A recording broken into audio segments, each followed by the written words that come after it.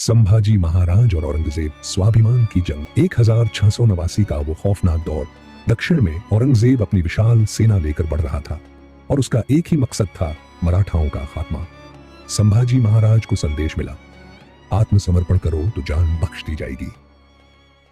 संभाजी मुस्कुराए और जवाब दिया, मराठा शेर मर सकता है पर झुक नहीं सकता। युद्ध शुरू हुआ।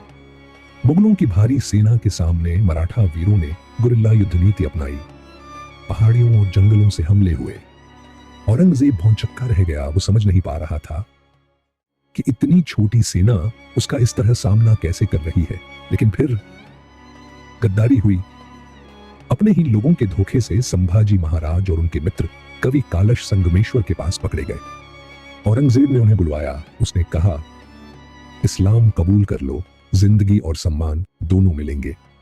संभाजी ने हंसते हुए कहा, जिंदगी से ज्यादा कीमती स्वाभिमान होता है।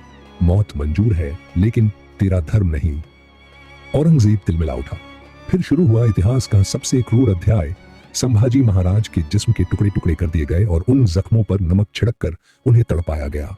मगर उनकी जुबान से एक ही बात निकली, हर मराठा मेरी मौत का बदला लेगा।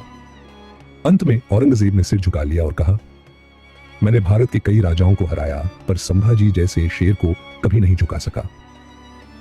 संभाजी महाराज की शहादत ने मराठाओं में एक ऐसी चिंगारी जला दी जिसने औरंगजेब के दक्षिण विजय के सपने को हमेशा के लिए राख कर दिया। ये सिर्फ एक राजा की नहीं, स्वाभिमान की लड़ाई थी।